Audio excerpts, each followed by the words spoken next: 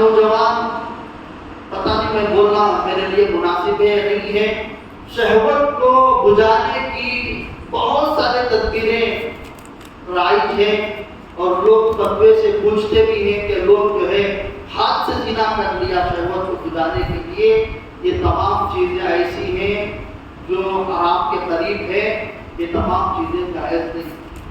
جس کے اندر شہوت زیادہ ہے، میں نے اسی لیے فرمایا کہ شریعت نے فرمایا کہ وہ اگر کما بھی رہا ہے بیوی کا حق بھی ادا کر سکتا ہے، اور وہ جو ہے بیوی کے لیے ظلم و زیادتی بھی نہیں کر سکتا، محبت اور مودت کے ساتھ رکھ سکتا ہے۔ اس کا پہلا کام ہے کہ وہ نکاح۔ صحابہ کی ایک ترتیب میں آپ کو بتاتا ہوں کہ وہ صحابہ کبھی بھی، صحابہ کا ایک مزاج ہے، اگر ہم قرآن و حدیث کو دیکھیں، تاریخ کو پڑھیں، کبھی بھی وہ بے نکاح نہیں رہے۔ چھوٹی عمر میں نکاح ہو جاتا تھا۔ سیرت کی کتابوں میں آتا حضرت عبداللہ کا جو نکاح ہوا ہے وہ 18 سال، حضرت آمینہ کا جو نکاح اس وقت ہوا ہے اس وقت ان کی عمر 17 سال تھی۔ 18 سال کی عمر میں نکاح ہوا۔ ایک خاتون ہے جس کا نام عاتقہ ہے، حضرت عاتقہ بنت زید، ایک عورت ہے، صحابیہ ہیں۔ ان کا نکاح سب سے پہلے حضرت عبداللہ بن ابی بکر کے ساتھ ہوا تھا۔ ابو بکر رضی اللہ عنہ کے بیٹے عبداللہ ان کا نام ہے، ان کے ساتھ ان کا نکاح ہوا۔ اس کا میرے ساتھ بولتے رہنا، نظر جنے میں دیکھوں نیند آ رہی ہوں، زیادہ ہوگا کہ نکاح ہوا مانا تمہیں چھوڑتا نہیں۔ میں جس جگہ پر رمضان میں جاتا ہوں یا میری جو مسجد ہے، وہ لوگ سمجھتے ہیں کہ حضرت کے سامنے سونا نہیں چاہیے، اسی لیے سونا بہت بری بات ہے۔ میں کہتا ہوں کبھی تم دکان میں نہیں سوتے، ہاں سوتی کبھی دکان میں، کماتے کماتے سو جاتی، گاڑی چلاتے چلاتے سو جاتی، بیان سنتے سنتے نہیں آتے سکتے، ایسا نہیں ہوا۔ اسی لیے غور سے سنیں بات، وقت میں لے کر آئے ہیں ماشاءاللہ، انتظامیہ لوگوں نے کتنا تسبیح کیا ہے، محنتیں کی ہیں، بس پیدا ہو سنیں گے انشاءاللہ۔ دل کی آنکھ سے بھی سننا ہے، جسم کی آنکھ سے بھی سننا ہے، سنیں گے انشاءاللہ۔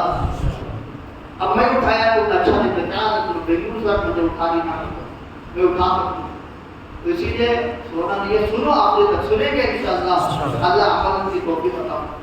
حضرت عاتقہ بنت زید، ان کا پہلا نکاح ہوا ہے عبداللہ رضی اللہ عنہ۔ ان کا انتقال ہو گیا، عبداللہ کا جنگ میں گئے، شہید ہو گئے۔ پھر ان کا ایک نکاح زید بن خطاب رضی اللہ عنہ سے ہوا۔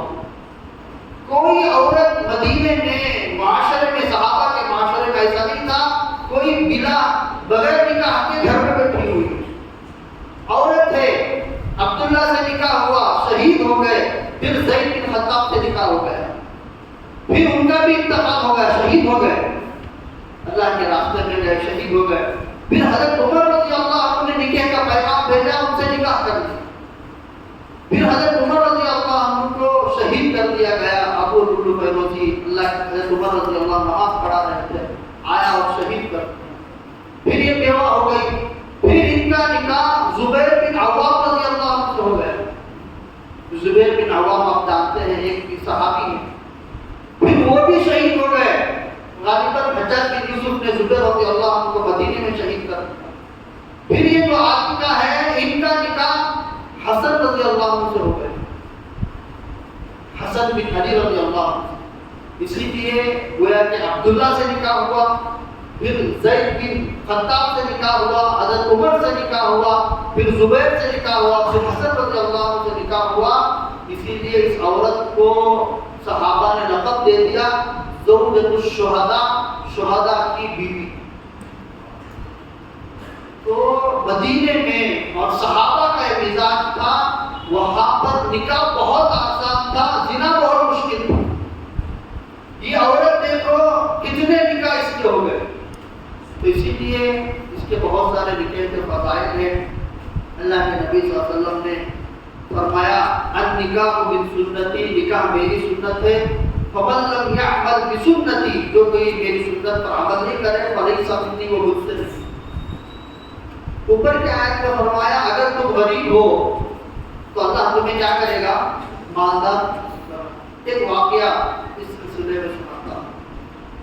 جلیبی ایک صحابی ہیں، کالے کلوٹے ہیں، رنگ بھی تھوڑا سولا ہے، حسب نسب کے اعتبار سے بھی کچھ نہیں ہے۔ اللہ کے نبی صلی اللہ علیہ وسلم کے دربار میں آتے بیٹھتے پھر چلے۔ ایک مرتبہ جلیبی رضی اللہ عنہ اللہ کے نبی نے پوچھا کہ جلیبی تمہارا نکاح ہو گیا؟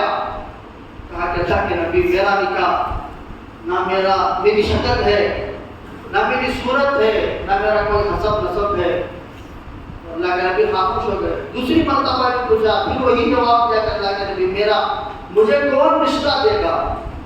پھر تیسری مرتبہ بھی پوچھا تو یہی بات ہوئی۔ تو اللہ کے نبی صلی اللہ علیہ وسلم نے کہا کہ فلاں گھر میں ایک انصاریہ عورت ہے جو بے نکاح ہے، تم جا کر میرا سلام کہنا اور ان کے والدین سے کہنا کہ میں بھیجا ہوں تاکہ وہ تمہارا نکاح کر دیں۔ یہ گئے، گھر کا دروازہ کھٹکھٹایا، کہا کہ اللہ کے نبی نے تمہیں سلام بھیجا ہے۔ وہ بہت خوش ہو گئے اور خوشی کی کوئی انتہا نہیں تھی کہ نبی نے سلام بھیجا، تو خوشی کی انتہا نہیں تھی۔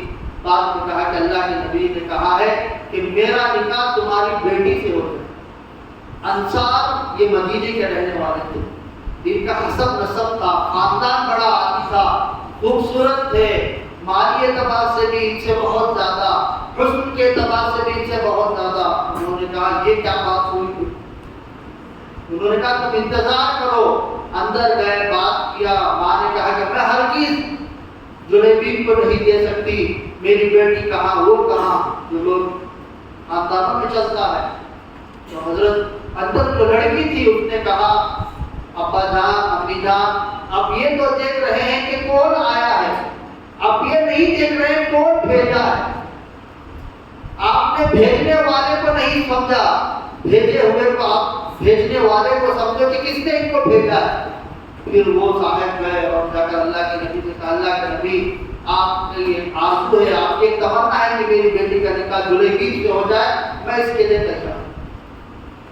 غریب تھے، اللہ کے نبی کی مجلس میں آیا جایا کرتے تھے۔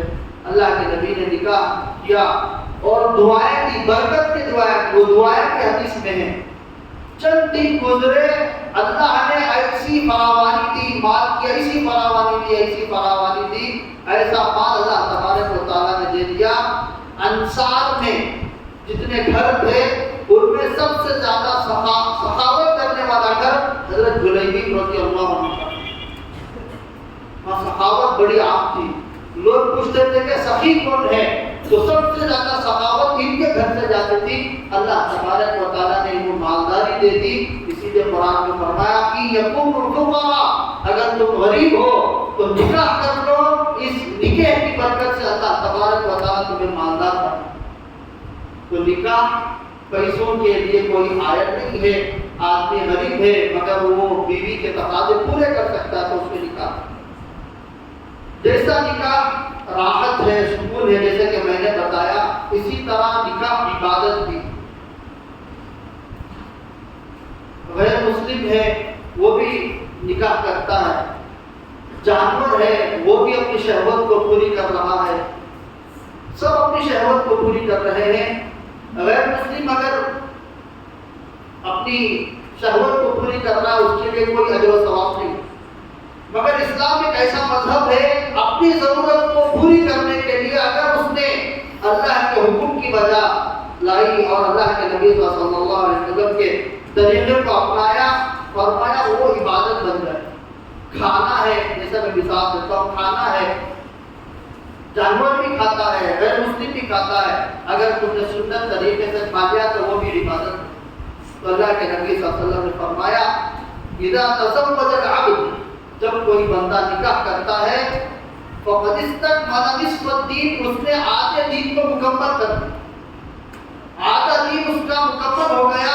فلیتق اللہ فی النصف الباقی، فرمایا کہ آدھے جو اور دین ہے، آدھا دین مکمل ہے، اس کے لیے محنت کرے، اس کے لیے جو ہے جد و جہد کرے، اللہ سے ڈرتا ہے۔ گویا کہ دین مکمل ہے، شادی کرنے سے آدھا دین تمہارا مکمل ہو۔ ایک دوسری روایت میں اللہ کے نبی صلی اللہ علیہ وسلم نے فرمایا یا معشر الشباب، آدھا دین تمہارا مکمل ہوگا۔ بہت بڑی بات ہے، اس کی تفصیل میں نہیں جاؤں، دوسری حدیث میں اللہ کے نبی صلی اللہ علیہ وسلم نے فرمایا نوجوانوں سے، یا معشر الشباب، اے نوجوانوں کی جماعت، من استطاع منکم الباءۃ، تم میں سے جو کوئی نکاح کی طاقت رکھتا ہو، بیوی کو کھلانے کی طاقت رکھتا ہو، بیوی کو جو ہے گھر دینے کی طاقت رکھتا ہو، فرمایا فلیتزوج، اس نوجوان کو چاہیے کہ وہ نکاح کرے۔ اس کا فائدہ کیا ہوگا؟ فرمایا فإنہ اغض للبصر، کہ نکاح کرنے سے تمہاری بدنگاہی ختم ہو جائے۔